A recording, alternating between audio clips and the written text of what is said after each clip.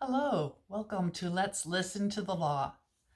I was getting curious the other day about traffic laws across the United States. I was wondering what would happen if I drove from one end of the country to the other. Would the laws really change and surprise me? This could be very helpful. Also, if you were moving and recently moved and didn't know if you were driving correctly. So I looked up what are the most opposite laws for traffic that I could find. Let me preface this whole thing by saying I am not a traffic attorney. I don't have any special knowledge of traffic rules. I'm not giving legal advice here. I'm just telling you what I was able to dig up after one night of searching. To the best of my knowledge, these are the most opposite traffic laws that I could find. The first topic was obstructing a driver's view of the road, including hanging items. In Arizona, it is generally understood that something hanging from your rearview mirror, like an air freshener, could be a problem. Although I did not review local laws or traffic rules, the relevant state statute involves obstructing the driver's view, and that is found in Arizona Revised Statute Section 28 959.01. Materials on windows or windshield. And the main paragraph in that statute would be Section B. And that states, except as otherwise provided in this section, a person shall not operate a motor vehicle with an object or material placed, displayed, installed, affixed, or applied on the windshield or side or rear windows, or with an object or material placed, displayed, installed, affixed, or applied in or on the motor vehicle in a manner that obstructs or reduces a driver's clear view through the windshield or side or rear windows. Some states do not have specific laws banning things hanging from the mirror, or it might be rarely enforced unless it truly blocks the view. In those places, it's usually only citable under a general obstruction or unsafe driving standard. The most opposite law I found was from the state of Tennessee. Tennessee does not appear to treat a hanging air freshener as automatically illegal. The item has to actually obstruct the driver's vision to be a violation. And I found Tennessee Code annotated section 55-8-165, obstruction of driver's view or interference with driver's control. A. No person shall drive a vehicle when it is so loaded or when there are in the front seat such a number of persons exceeding 4 as to obstruct the view of the driver to the front or sides of the vehicle, or as to interfere with the driver's control over the driving mechanism of the vehicle. B. No passenger in a vehicle or streetcar shall ride in a position that interferes with the driver's or operator's view ahead or to the sides, or that interferes with the driver's or operator's control over the driving mechanism of the vehicle or streetcar. C. A violation of this section is a Class C misdemeanor. The second topic is sleeping in your vehicle. Is it allowed? In Arizona, there is no single statewide law that makes it illegal to sleep in your car. Instead, the legality depends entirely on where the vehicle is parked. Different rules apply to state-owned lands, city streets, private business lots, and federal territories. Where you can do it legally is usually controlled by the Arizona Department of Transportation rules, state land policies, and local ordinances, depending on the exact location. One such law is Arizona Revised Statute 28-873A. Now, this statute is not about sleeping per se, but it does involve actions related to sleeping, such as stopping, standing, or parking. A. except if necessary to avoid conflict with other traffic or if in compliance with law or the directions of a police officer or traffic control device, a person shall not stop, stand, or park a vehicle in any of the following places. 1. On a sidewalk. 2. In a private driveway, if any part of the vehicle or an attachment to the vehicle, including a hitch or trailer, blocks an area of a sidewalk and impedes continuous pedestrian use of the sidewalk in a manner that is not consistent with the Americans with Disabilities Act as defined in Section 41-1492. This paragraph does not apply if the vehicle is temporarily parked for the purposes of loading or unloading the vehicle. 3. In front of a public or private driveway, except that this paragraph does not apply to a vehicle or the driver of a vehicle engaged in the official delivery of the United States mail, if both of the following apply. A. The driver does not leave the vehicle. B. The vehicle is stopped only momentarily. 4. Within an intersection. 5. Within 15 feet of a fire hydrant. 6. On a crosswalk.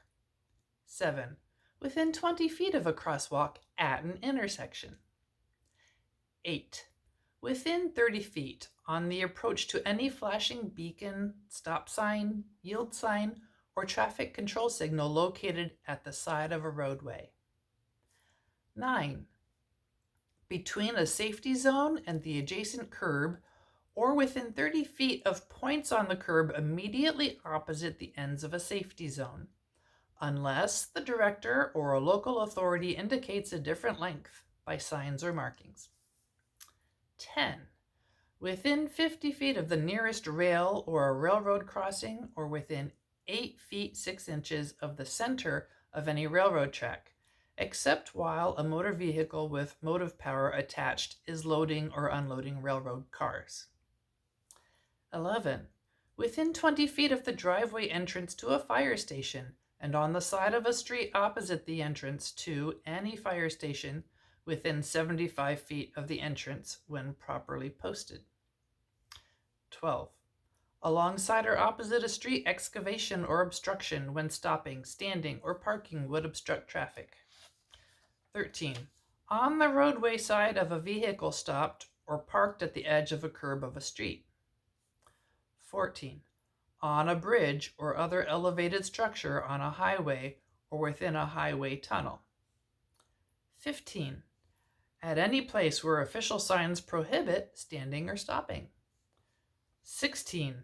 On a controlled access highway except A. For emergency reasons, B. In areas specifically designed for parking, such as rest areas. That was a long list. However, some states and cities are known for much stricter enforcement, such as rest area no overnight stays rules. One of the more restrictive rules I found is from New York. According to New York Compilation of Codes, Rules, and Regulations, Title 17, Section 156.3, Parking. A. Vehicles shall be parked only in those portions of rest or parking areas or scenic overlooks designated for parking and in accordance with the sign or striping scheme found therein. B. In no event shall a vehicle be parked in such a manner as to block ingress or egress to or from a rest or parking area or scenic overlook, or to prevent the free movement of another vehicle therein. C. Parking of vehicles for longer than 3 hours during the hours of darkness is not permitted in any rest or parking area or scenic overlook, provided, however, that a commercial motor vehicle, as defined in Section 820.1 of this title, may, except as provided otherwise by the Department of Transportation by the posting of signs, remain motionless at such an area for up to 10 hours if the commercial vehicle driver is present and is required to use this period as off-duty or sleeper berth time to allow rest in accordance with federal or state motor carrier safety hours of service regulations. We are skipping over section D about unattended vehicles.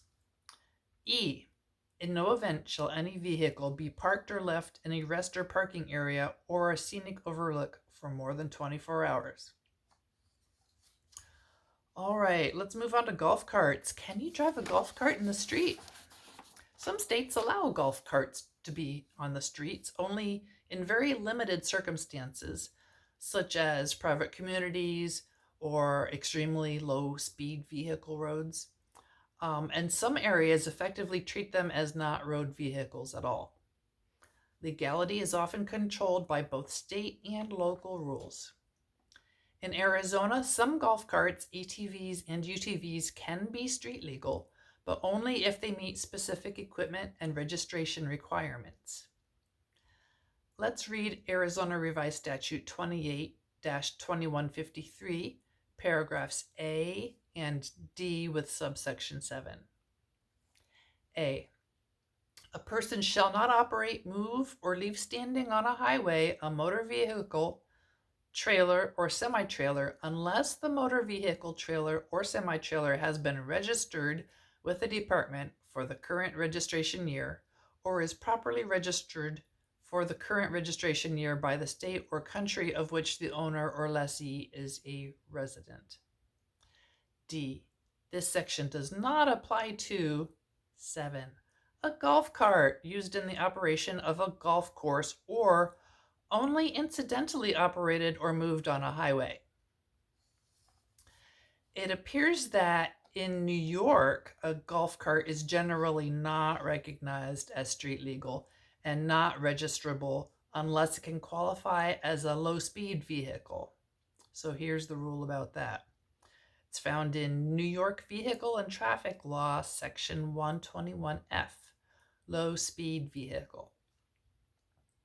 A limited-use automobile which has a maximum performance speed of greater than 20 miles an hour but not greater than 25 miles an hour, or a truck which has a maximum performance speed of greater than 20 miles an hour but not greater than 25 miles an hour, and whose gross vehicle weight rating, GVWR, is less than 3,000 pounds. All such vehicles shall comply with the safety standards established in 49 CFR 571.500. Next topic. Is it illegal to cut through a parking lot or private property to bypass a traffic signal or stop sign or something like that? Arizona actually specifically addresses this issue, and that is found in Arizona Revised Statute 28-651. Use of private property to avoid traffic control device prohibited. A person shall not drive on or through any private property, road, or driveway to avoid obedience to traffic rules or traffic control devices. Short and sweet. The closest to an opposite of this that I could find was the complete absence of such a law. For example, California, as far as I could tell, does not have a general statewide statute that directly bans cutting through a parking lot to avoid a traffic signal. Instead, enforcement of an activity like this would probably happen under something like a reckless driving or ignoring posted signs kind of a rule, and also you might find local cities regulating it. And then finally, what about motorcycles and protective eyewear? Arizona is one of the clearer states about requiring eye protection unless you have a windshield. Let's look at Arizona Revised Statute 28, Section 964 on motorcycles, all-terrain vehicles, and motor-driven cycles. Starting with the end of paragraph A, an operator of a motorcycle, all-terrain vehicle, or motor-driven cycle shall wear at all times protective glasses, goggles, or a transparent face shield of a type approved by the director unless the motorcycle, all-terrain vehicle, or motor-driven cycle is equipped with a protective windshield. This subsection does not apply to any of the following. 1. Electrically powered three-wheeled vehicles or three-wheeled vehicles on which the operator and passenger ride within an enclosed cab. 2. A motorcycle, all-terrain vehicle, or motor-driven cycle that is a farm or agricultural vehicle if the operator or passenger is engaged in agricultural work. 3. An all-terrain vehicle as defined in Section 28-101, Paragraph 3, Subdivision B. And 4. A motorcycle, all-terrain vehicle, or motor-driven cycle that is operated on private property. Iowa is about the opposite as you can get from this, because there does not appear to be any statewide protection mandate. Apparently, Iowa Department of Transportation strongly recommends eye/face protection, like goggles and a face shield, but it is not a requirement. The closest thing I could find was found in Iowa Code 321.275, Operation of Motorcycles and Motorized Bicycles. Paragraph 1 states, the motor vehicle laws apply to the operators of motorcycles and motorized bicycles to the extent practically applicable. And that's what I found. I was encouraged that so many laws are so similar across the entire United States. Obviously, I could have missed something, but it appears that they're pretty uniform and pretty common sense. So, if any of these applied to you because you've been driving, best wishes to you. Have a great trip. Enjoy your move. And I'll talk to you next time. Thanks for listening to Let's Listen to the Law.